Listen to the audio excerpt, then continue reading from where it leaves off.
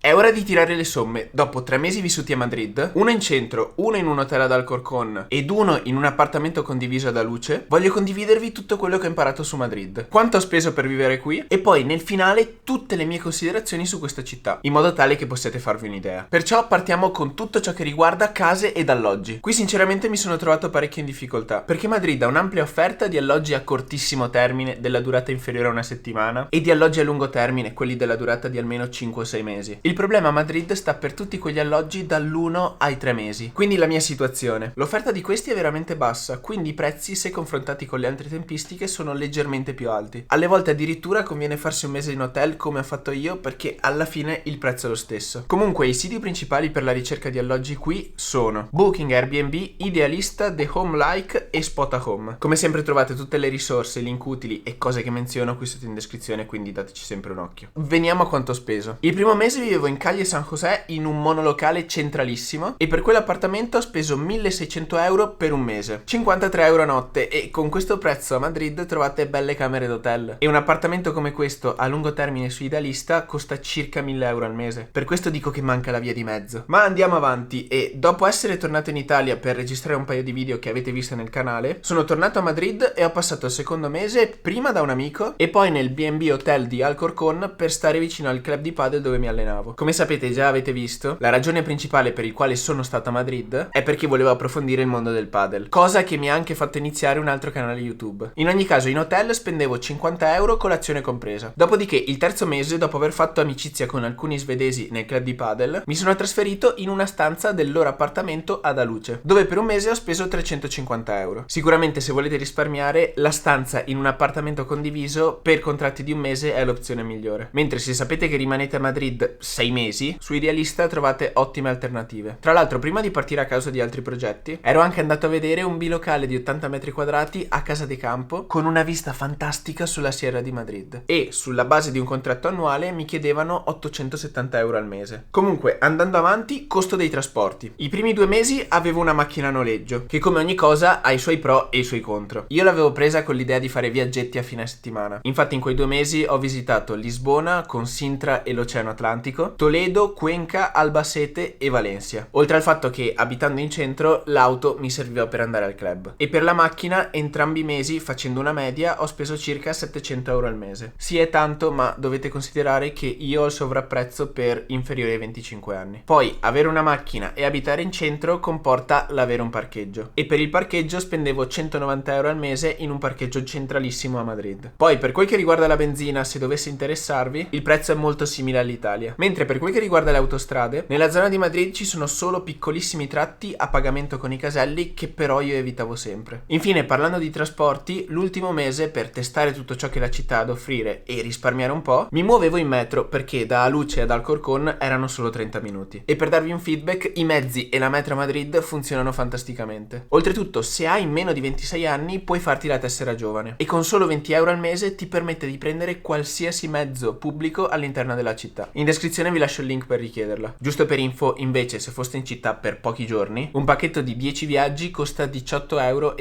qualsiasi età. Ed ora parliamo un po' di cibo partendo dai supermercati. Qui non ho riscontrato troppe differenze con l'Italia. Comunque, se doveste scegliere, evitate i 24/7 che hanno quasi sempre un sovrapprezzo, ma scegliete le catene più grosse, che in Spagna sono Dia, Mercadona, oltre a Carrefour e Lidl. Per fare spese grosse cercate sempre uno di questi grandi supermercati. Mentre per quel che riguarda i ristoranti, la scelta è infinita, da fast food e street food dove spendete pochissimo a stellati dove la cifra si alza. Comunque, per le mie abitudini penso che i prezzi qui siano leggermente più bassi del nord Italia. Per esempio, menù primo, secondo, dolce e bibita al club di padel dove mi allenavo 10 euro. Mentre se volete spendere poco nel centro città e fare esperienze del luogo, vi consiglio di fermarvi a mangiare e provare le tapas. Poi, per carità, ho provato anche stellati. Al Triciclo, che tra l'altro era sotto casa mia, ho fatto degustazioni da 70 e 100 euro. E Maria, che buono che era il pesce lì. Se siete vegani non potete perdervi El Invernadero. Costa sì 200 euro a persona, ma la ricerca che ho visto lì l'ho vista veramente in pochissimi altri posti. Mentre se volete andare su qualcosa di più tipico per provare l'ebbrezza della Spagna, vi consiglio questi 3. Tatel per la carne e il prosciutto, che tra l'altro mi è stato consigliato da Peperina. Corral de la Moreira, dove vi servono mentre guardate uno spettacolo di flamengo. E secondo me il ristorante che non potete perdervi è il Sobrino de Botín, che tecnicamente dovrebbe avere anche il Guinness World record per il ristorante più vecchio al mondo. Ed è fighissimo perché ha uno stile rustico, piatti e pietanze che sono fermi al 1700. Insomma, è un'esperienza da fare, anche perché tra quelli che ho nominato è il meno caro. Lì con 25-30 euro a persona ve la cavate. Passando alla categoria vari ed eventuali più svago, io qui sono venuto per giocare a padel, quindi ho investito diversi soldi su questo sport. E se volete approfondire le mie spese in quello, ho fatto un video dove vado nel dettaglio. Poi in quasi tutti i musei dalle 6 alle 8 di sera entri gratis e non perdetevi il Prado e Reina Sofia. E da qui dipende da voi da cosa siete venuti a fare a Madrid, da dove volete spendere i vostri soldi e da qual è il vostro budget. A Madrid, bene o male, trovate disponibilità per tutte le tasche, ma sono sicuro che a quelli di voi a cui piace divertirsi, la cerveza, la birra a 1-2 euro non dispiace. Ah, giusto per info, un mese ho fatto una sim Yoigo che con 35 euro mi dava 150 giga. Questo perché nell'appartamento per un periodo non funzionava la fibra e io avevo bisogno di lavorare. Voi potete tranquillamente utilizzare la vostra sim anche in Spagna. E pressoché tutte le compagnie italiane hanno giga disponibili in giro per l'Europa. Qui so che siete curiosi, quindi vi do le mie cifre. Il primo mese ho speso circa 7.000 euro, il secondo circa 4.000 ed il terzo circa 3.000. Considerate però che ogni mese ho dedicato più di 1.500 euro al padel, tra attrezzature ed allenamenti. Ed oltretutto, avendo la possibilità ed il budget, non mi sono privato esperienze. Però se fossi uno studente Erasmus o un giovane lavoratore, metterei a preventivo 300-400 euro di stanza in appartamento condiviso, 200 euro di cibo, 100 euro di svago più ristoranti, 50 euro di trasporti, abbonamento più magari qualche treno per andare fuori da Madrid a farsi il viaggio nel fine settimana, e 100 euro di varie ed eventuali. E con 800 euro più o meno vivrei una vita più che dignitosa a Madrid. Ora, per finire, che penso di Madrid? Sinceramente questa città mi è piaciuta molto e come avete visto dall'appartamento che sono andato a visitare ci avevo fatto anche qualche pensiero per rimanerci più a lungo. Le possibilità che offre sono veramente tante, potete trovare risposta a pressoché qualsiasi vostra domanda, considerando che è la capitale di Spagna e con 3,2 milioni di abitanti ha esattamente il doppio degli abitanti di Barcellona, perciò di cose e persone ne trovate finché ne volete. Poi, essendo in un altopiano, la qualità dell'aria è ottima perché lo smog scivola nelle pianure limitrofe.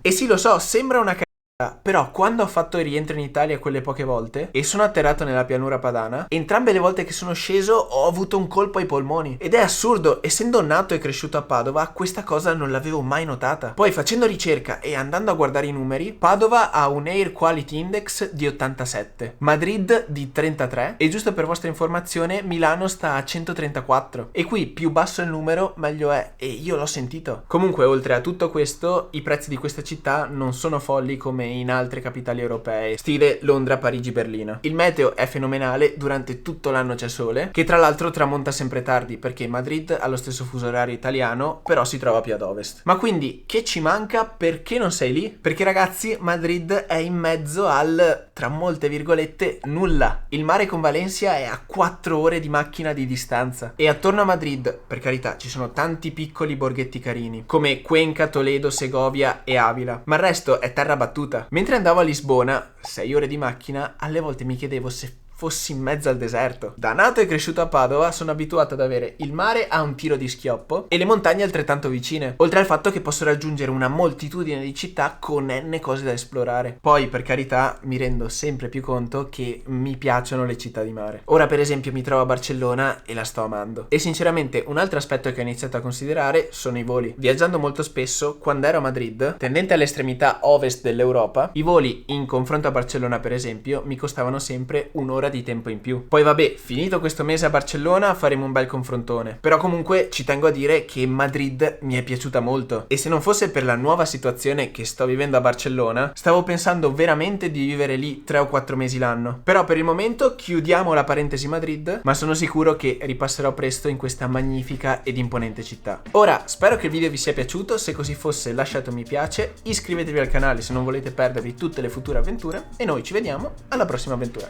Ciao a tutti ragazzi.